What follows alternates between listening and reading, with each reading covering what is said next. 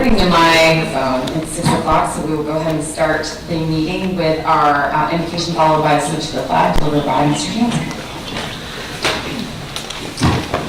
Let us pray. Good and gracious Heavenly Father, your grace is amazing. Lord, I just pray tonight for guidance in our decision making. Lord, I just pray for my colleagues on council. I pray for our great mayor and her leadership. Lord, I pray for our city council as a whole, our city manager, and our city attorney.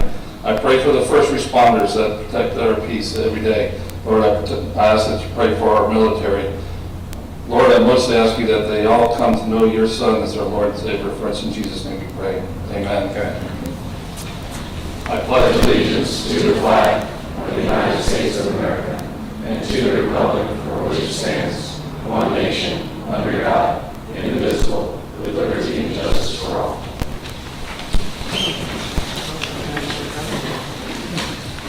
Thank you. This meeting is called to order. Madam Clerk, roll call, please. Councilmember Dumont? Here. Councilmember Golden? Here. Councilmember Jansen? Here. Councilmember Leza? Here. Councilmember Nichols? Here. Councilmember Stokes? Here. Mayor Hoffman? Here. Thank you. Moving on to approval of minutes. Item A.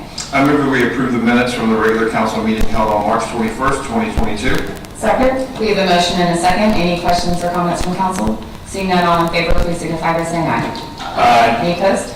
Motion carries. Item B. Move that we approve the minutes from the council briefing held on March 28th, 2022. Second. We have a motion and a second. Any questions or comments by council? Seeing none, all in favor, please signify by saying aye. Aye. Any opposed? Motion carries. Council announcements. I will start. Sadly, on March 30th, we lost a member of our community, Wilmer Clark.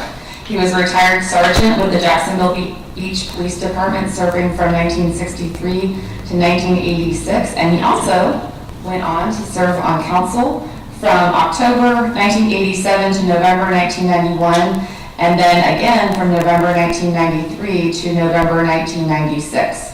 So if you're doing the math there, it doesn't quite add up to 4-year terms, but he served us for quite some time in both of those capacities. So please keep his family and our community in your thoughts and prayers as they mourn his passing. On a brighter note, we just had Spring in the Blues. Again, I think for the first time since it was canceled in 2020. And we made up for lost time, especially on Sunday when the sun was out, the weather was beautiful, the music was great, there were tons of vendors, and I think everyone had a great time. So hopefully a lot of you were out and able to attend Spring in the Blues. And then not yet announced, but will be happening, is a candlelight vigil for Mr. Jared Britigan, who was shot in South Jacksonville Beach. Is it almost 2 months now since that happened?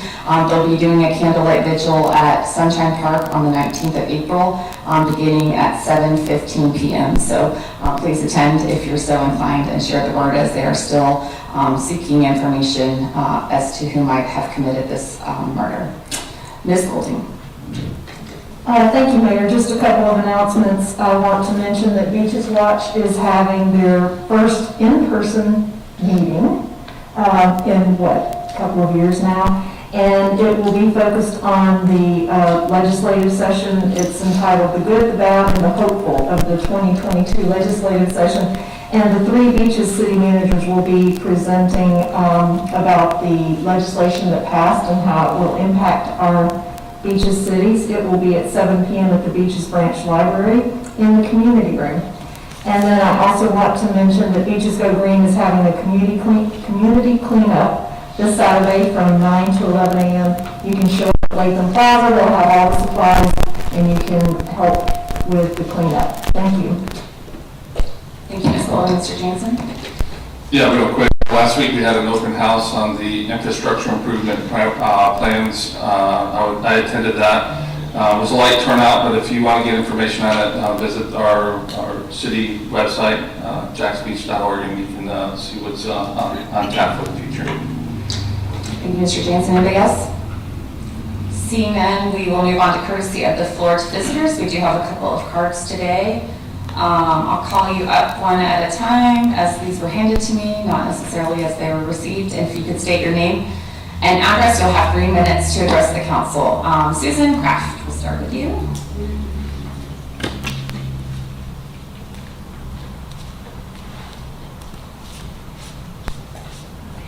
Can you hear me okay? All right, thank you. My name is Susan Kraft. My address being 1655 Marshside Drive in Jacks Beach. Is okay, right? So thank you for taking the time to hear me. I understand that there's a recent meeting that was held in regards to a proposed boardwalk at the end of Shutter Avenue near the Adventure Landing property.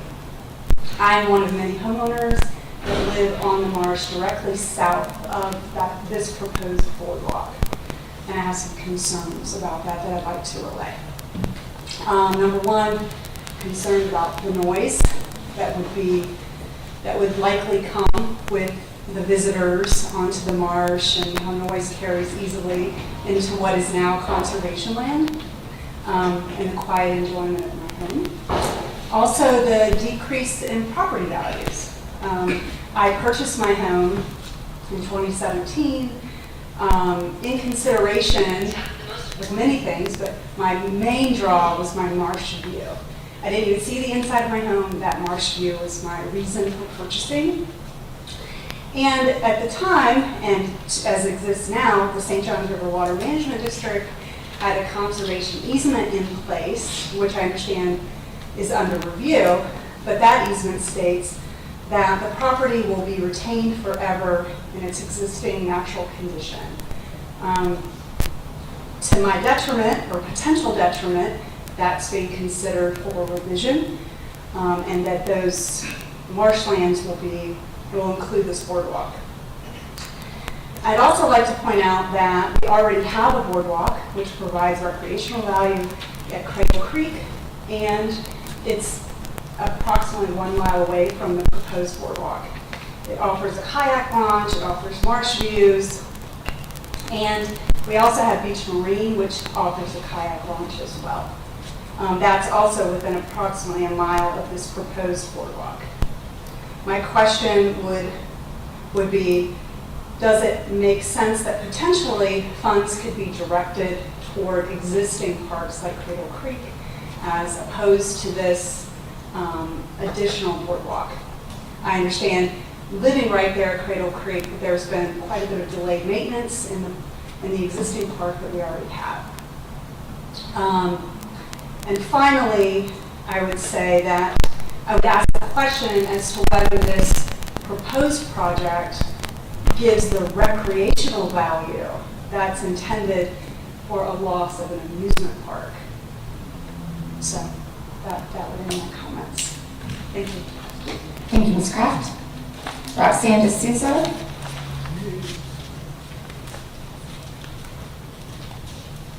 Hi, my name is Roxanne D'Souza, and my address is 756 Marshview Drive, Jacks Beach, and we live off of 15th Street South, very close to the proposal of the Adventure Landing boardwalk and development. So one concern we have for that development is traffic. With a proposed 427 units and a potential for over 800 cars, what will this do to this very small area? And has there been any studies done on how this area would handle that much more traffic, such as in an emergency when we have a hurricane evacuation? 15th Street South is the first road to the east of the development, and it would not take very long for people to realize that this is a back roadway to get to South Jacks Beach and Butler Boulevard. It's presently being used that way right now anyways, and so adding 800 cars to that would be not very good for our area. It's already a heavily traveled road, and we don't want to see it with 800 more cars. Presently, traffic is at a standstill at the Montessori School on 15th Street South when parents are dropping off or picking up their children. We avoid using that street from about 2:30 in the afternoon to 3:30, and we also avoid using it in the mornings when they're dropping them off. Further down the road, there's also another school, Seabreeze Elementary, same thing. So we are locked in actually there with the two schools, but that's a different issue. With regards to the boardwalk, development of a boardwalk on our marsh where we see an abundance of wildlife presently would be another disaster, as we would like to think. It is my understanding that applicants will not be allowing public access to the boardwalk from their property, nor will they provide parking. And if you drive down Cheddar Avenue where it's proposed that the parking will be, there's a very small spot that possibly can accommodate 2 or 3 cars, that's it. The rest of Cheddar Avenue in that area, residents and visitors to Jardin de Mer, that's where they park. So how could that area support parking for a proposed boardwalk? So thank you for your time, and I hope you do listen to our concerns for any decision making that you make on this development. Thank you, Mrs. Souza. Lee Gardner.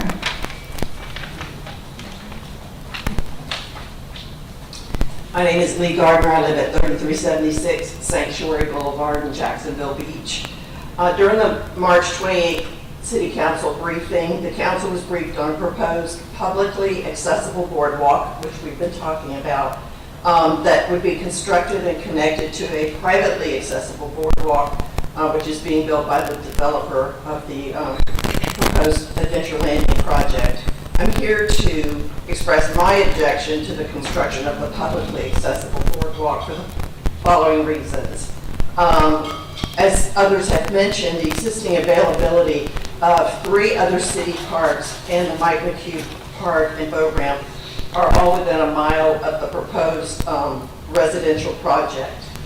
These facilities include playgrounds, a skate park, boardwalks, kayak launch, boat ramps, a dog walking park. It seems to me as a taxpayer that the $300,000 or so that's being required to build another boardwalk could be added to the budget of either one of these other parks for improvements. I know there's a number of projects on the books, or be used to build a park in perhaps not such an environmentally sensitive area. I volunteer with an organization that monitors the success or failure of nesting American bald eagles. And one of the nests that I monitor is immediately south of the Beach Boulevard Bridge on a kind of a marshy island, which is out from the area being proposed for development. Bald eagles return to the same nest each year and lay their eggs and raise young, but they are very sensitive to disturbance. I'm concerned that any construction in this area of any type, not just the boardwalk, but of any type during nesting season, would disturb the nest and cause the adults not to produce their offspring. Furthermore, a boardwalk promotes activities closer to the nest, such as this one would do, causing further disturbance to the nesting eagles. I've monitored this nest for the last 2 years, and the pair of eagles that use this nest have produced 3 offspring in the last 2 years. So I have a kind of a particular favoritism to that. And finally, based on my understanding of the city's 2010 comprehensive plan's conservation goals and objectives, the area of the proposed boardwalk at the unopened easement off of Cheddar Avenue would be in conflict with the designated conservation easement. The comprehensive plan did say that this easement would be in perpetuity, so this would be in conflict with that. I appreciate your time. Thank you for hearing our concerns. Thank you, Ms. Gardner. Mr. Marsh.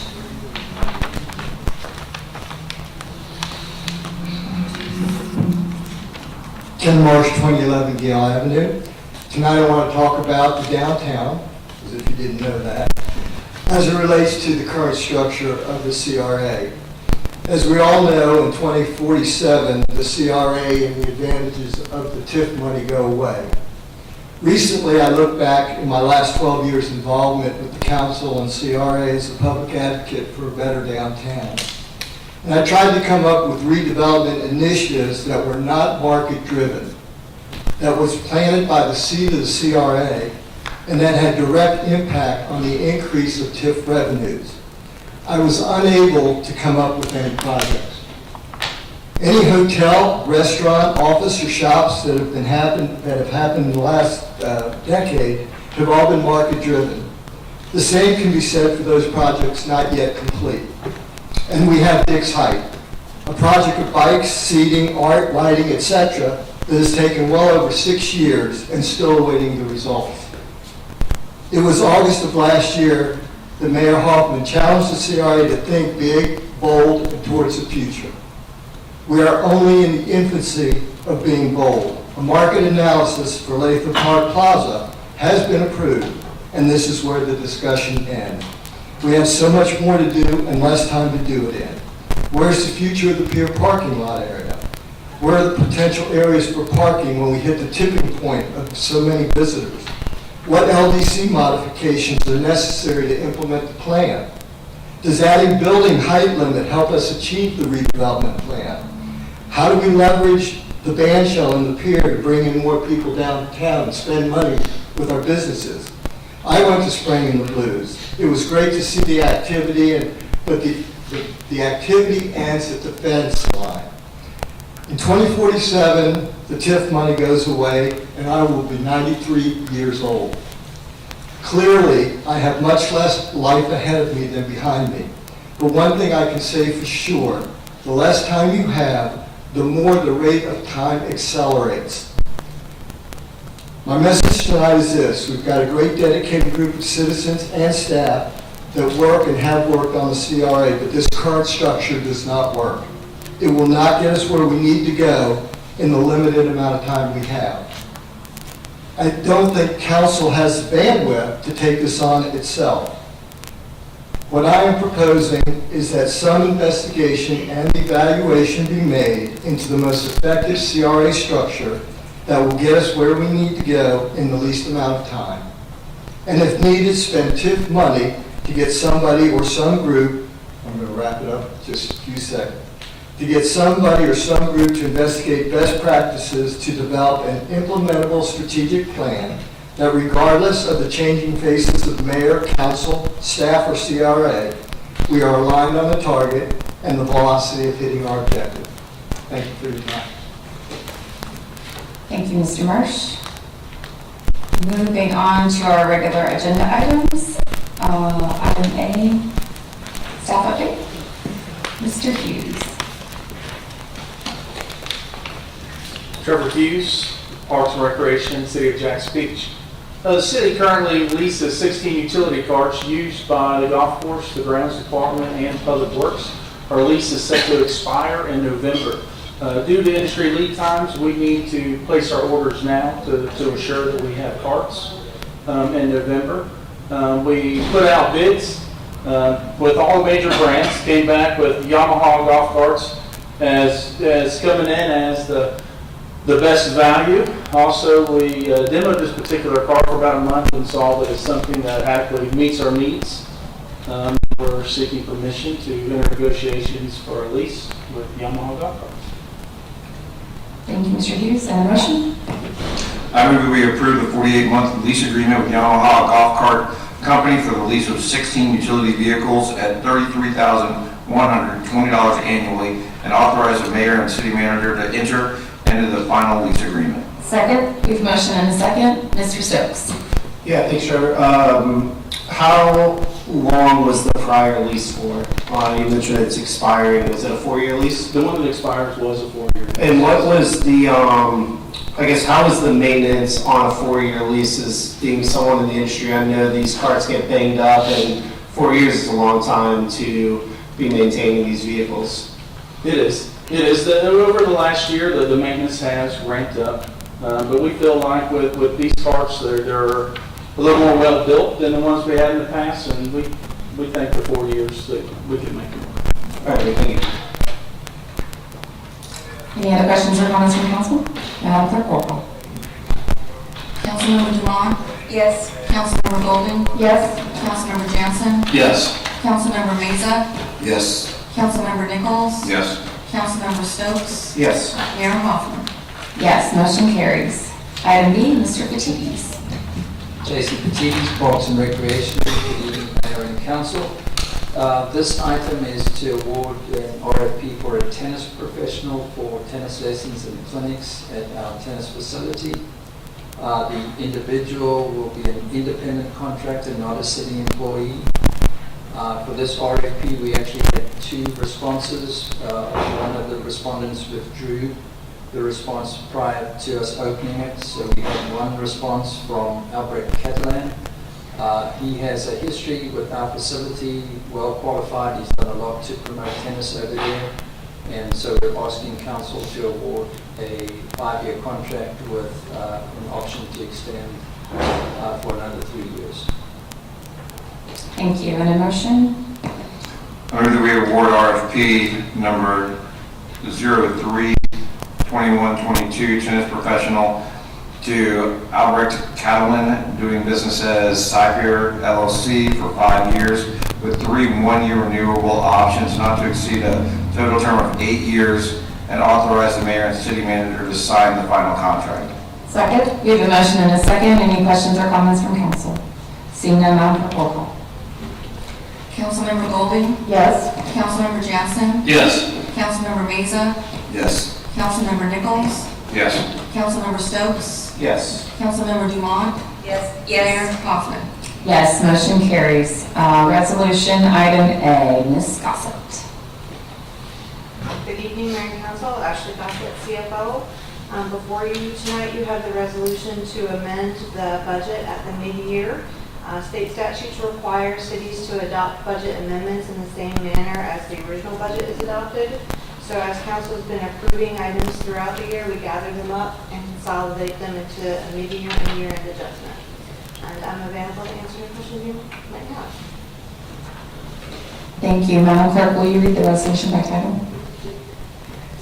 A resolution amending the operating budget of the City of Jacksonville Beach, Florida for the fiscal year beginning October 1st, 2021 and ending September 30th, 2022.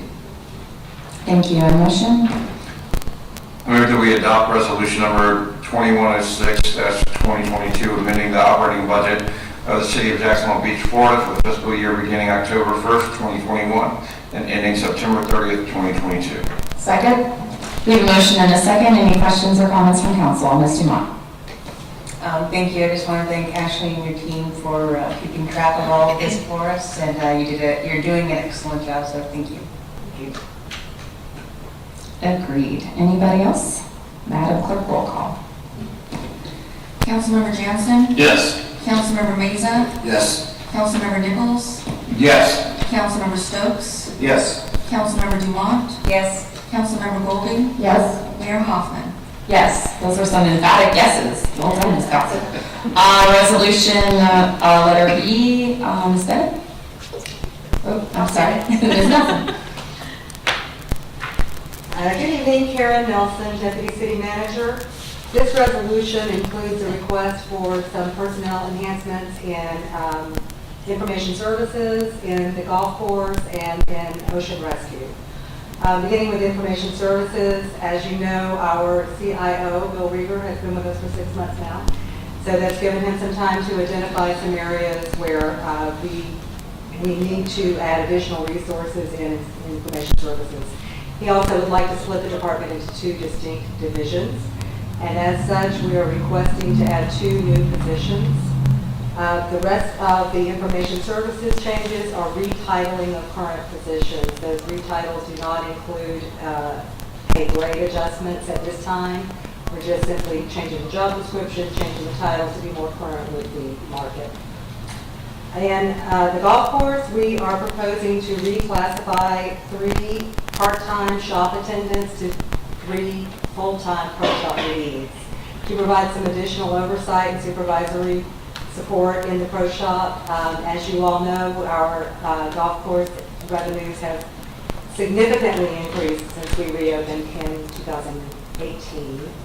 And with that comes an additional need for more supervisory support. And also, we are proposing to add a part-time accountant to help us out with inventory management and financial reporting in the golf course. In ocean rescue, we are requesting a pay increase for all positions in ocean rescue. We consider this especially critical right now because we're trying to staff up for the summer season. And we are in an environment with a pretty critical labor shortage. And the other employers around us are increasing their minimum wages to $15 and all the way up to $24 for entry-level labor positions. So we feel that in an effort to make sure that we have adequate staffing for the summer, we need to increase all of those positions. I am here to answer any questions, as well as Jason Patides, Bill Reader, and Ken Bennett. Thank you, Ms. Nelson. Madam Clerk, will you read the resolution by title, please? A resolution of the City of Jacksonville Beach, Florida, amending its position classification and pay plan for managerial, professional, and administrative non-union positions, providing for adoption of recitals, adoption of the plan, repeal of prior inconsistent resolutions, severability, and an effective date. Thank you. And a motion? I move that we adopt Resolution 2107-2022, amending the managerial, professional, and administrative non-union position classification and pay plan, authorizing 2 new full-time positions for information services and 1 new part-time position and 3 part-time to full-time position conversions in park and recreation. Second. We have a motion and a second. Any questions or comments from council? Ms. Dumont. Thank you.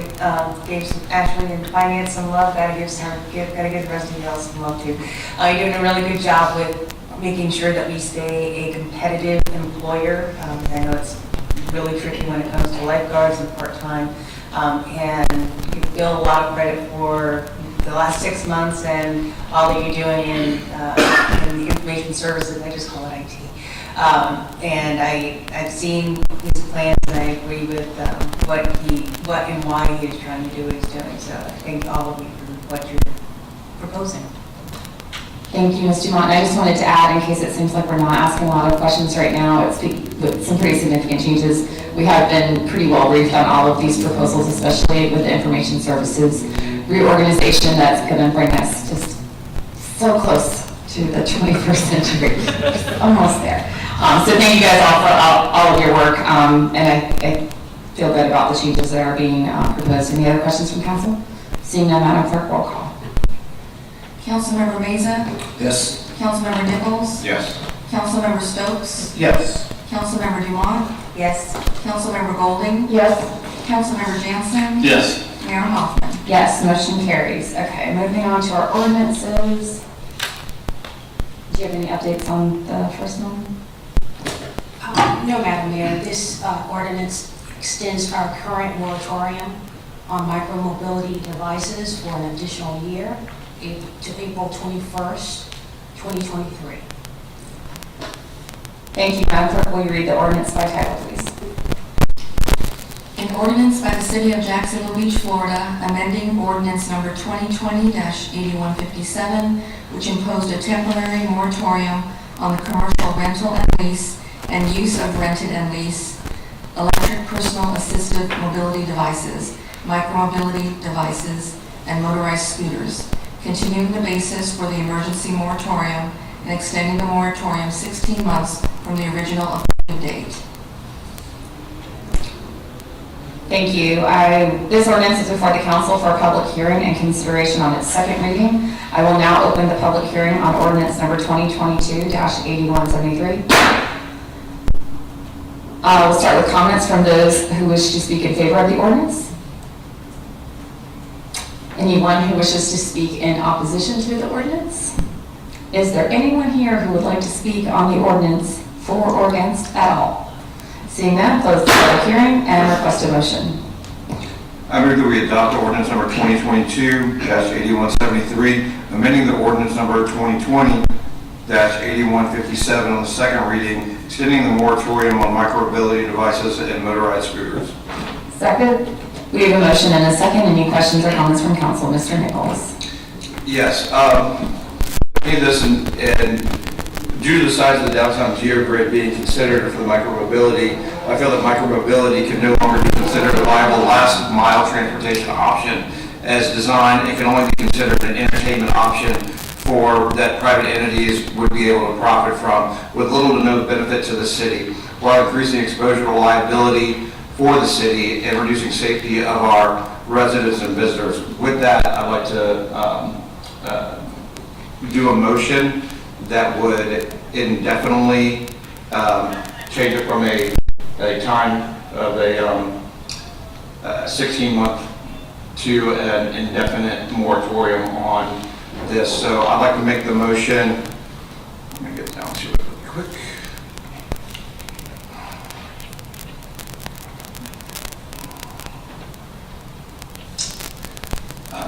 in the ordinance, I'd like to modify it to say, an ordinance by the City of Jacksonville Beach, Florida, amending ordinance number 2020-8175, which imposes a temporary mandatory moratorium on the commercial rental and lease and use of rented and leased electric personal assistive mobility devices, micromobility devices, and motorized scooters, continuing the basis for the emergency moratorium and extending the moratorium indefinitely. Can I just have you restate the motion to say I move to amend Yes. to indefinitely instead of 16 months or something a little Yes. more simple? Absolutely. Thank you. I'm going to amend the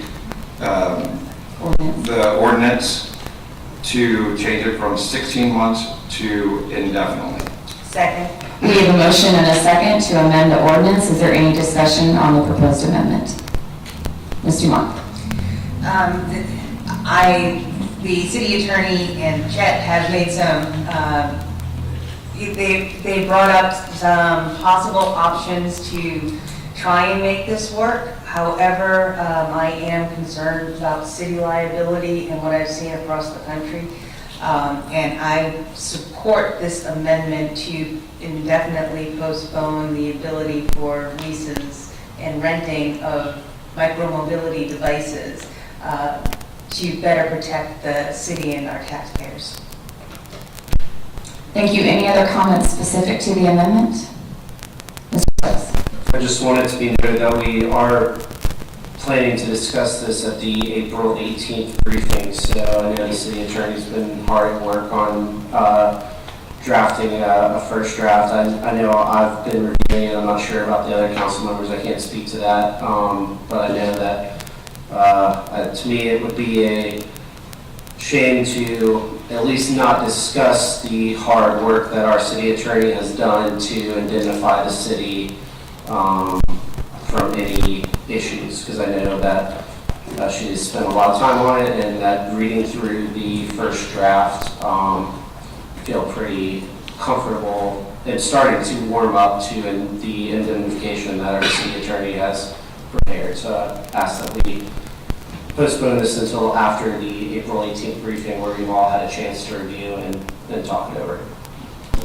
Mr. Nichols? I've also been spoken with the chief of police, and they feel that an indefinite moratorium is in the best interest of the city of Jacksonville Beach.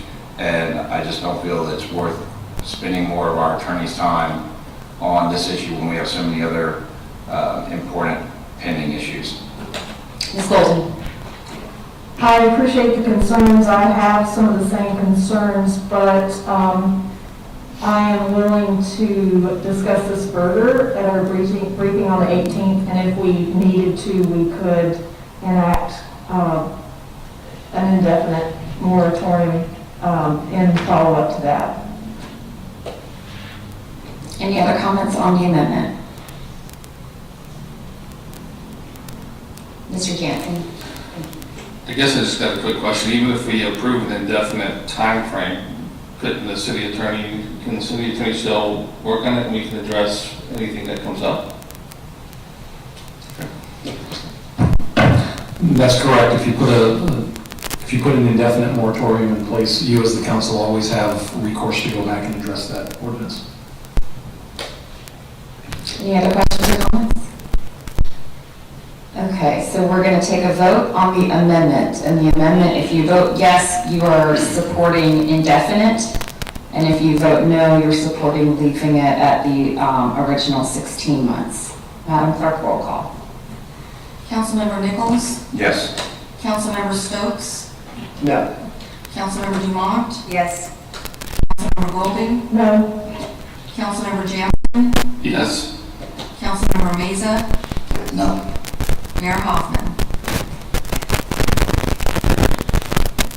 We don't get a tie very often. I'm going to go ahead and say yes. So motion carries to amend the ordinance to say indefinitely instead of 16 months, with the knowledge that it just does not preclude us from discussing it, but I think this would greatly reduce its priority level on our city attorney's time. Back to the original motion on the ordinance. Is there any other discussion? So now we'll be voting on the ordinance with indefinite instead of 16 months as the time limit. Madam Clerk, sorry, Mr. Stokes? Yeah, do we still need a first and second reading since we've changed it? Second reading, so it won't go back to the first reading? Okay. Just curious of the procedure. Okay, any other questions or comments? Madam Clerk, roll call. Councilmember Stokes? I guess yes. I don't think we can say no. So. Councilmember Dumont? Yes. Councilmember Golden? Yes. Councilmember Jansen? Yes. Councilmember Meza? Yes. Councilmember Nichols? Yes. Mayor Hoffman? Yes, motion carries. Ordinance B, property rights. This is our second reading. Do we have any updates from staff? Ms. Ireland. Thank you, Mayor Hoffman. No updates, but just to refresh everyone's memory, this ordinance would adopt a property rights element into our comprehensive plan as is required by Florida statute. So happy to answer any follow-up questions you might have. Thank you. Madam Clerk, will you read the ordinance by title, please? An ordinance of the City of Jacksonville Beach, Florida, adopting amendments to the Jacksonville Beach 2030 Comprehensive Plan to adopt a new property rights element with a new goal, objective, and policy to meet the requirements of Section 163.3177, subsection 6, Florida statutes, providing directions to the Planning and Development Department for legislative findings, repeal of conflicting ordinances, severability, and an effective date.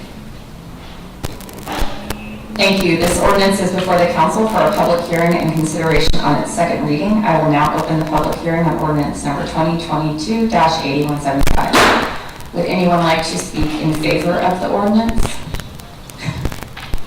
Would anyone like to speak in opposition to the ordinance? Would anyone wish to speak for or against the ordinance?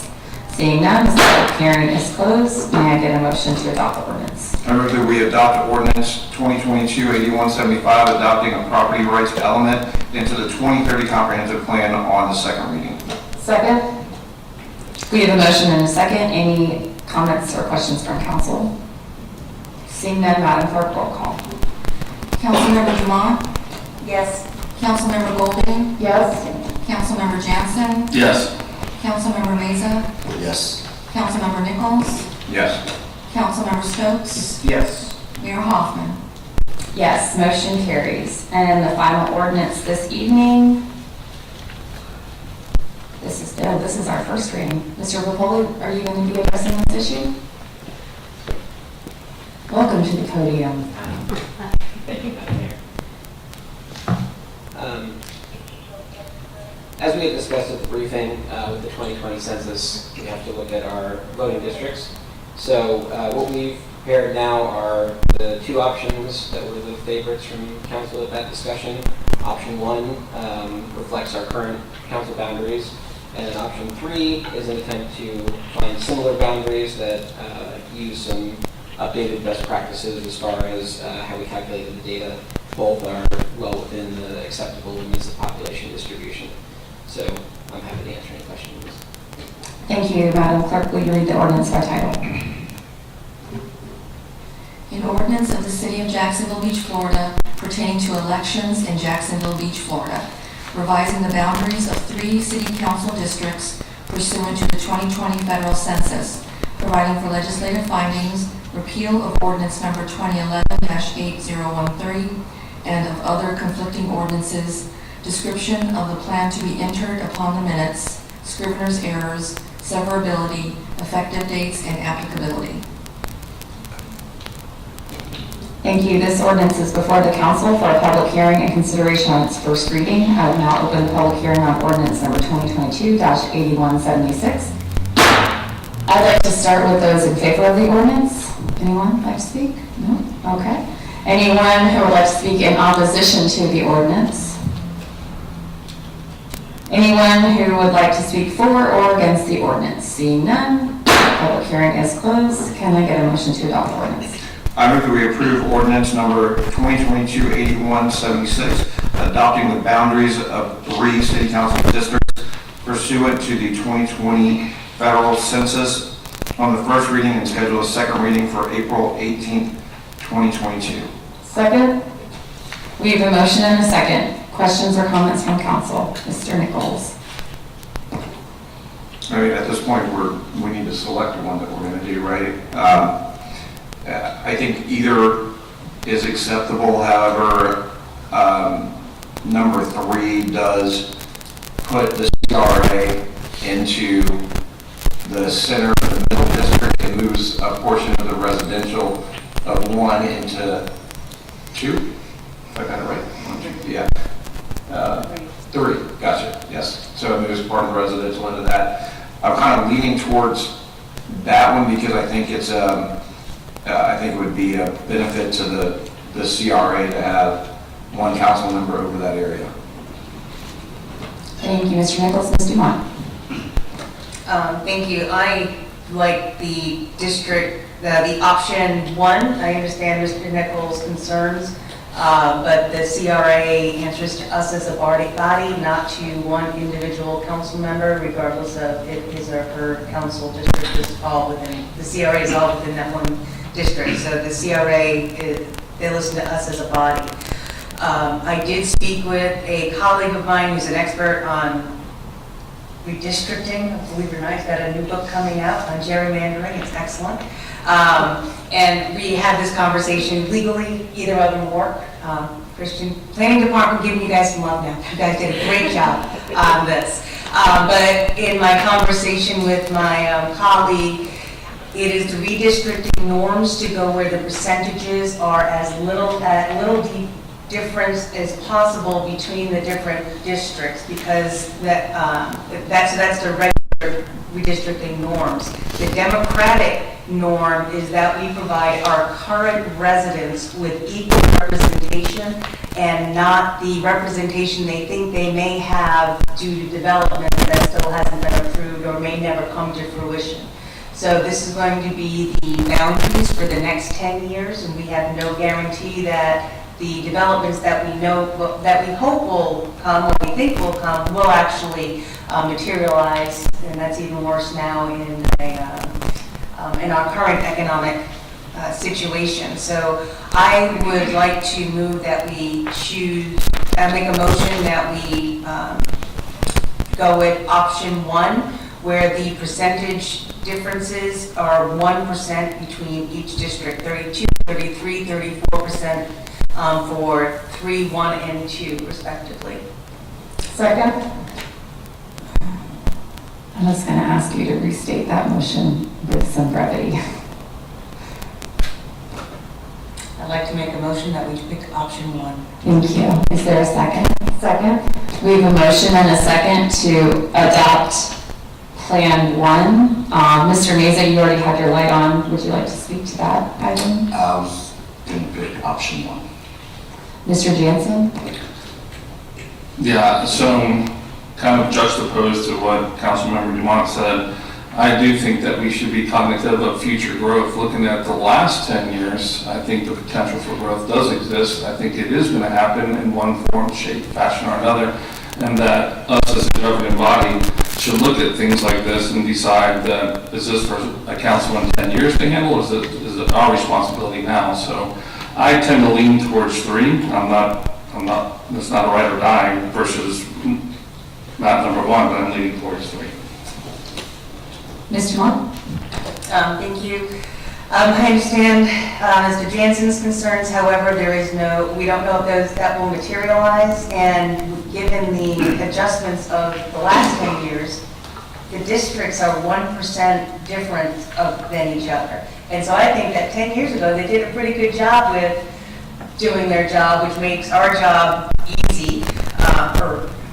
easier, with looking at how we can best provide the equal representation for our current citizens, not the citizens that we may or may not have in 5 or 6 years. Ms. Golding? I believe it's our responsibility to make a decision on the redistricting based on the current status of our population and based on the 2020 census, not based on what we think may happen before 2030. So I am going to support proposal 1 because that I think that it's appropriate, and again, it's taking into consideration what we know now. Any other comments on the amendment? Okay, so we'll take a roll call vote. A vote yes is in support of option 1. A vote no is in not support of option 1. Hopefully that means option 3, but that's not what you're voting on. Madam Clerk, roll call.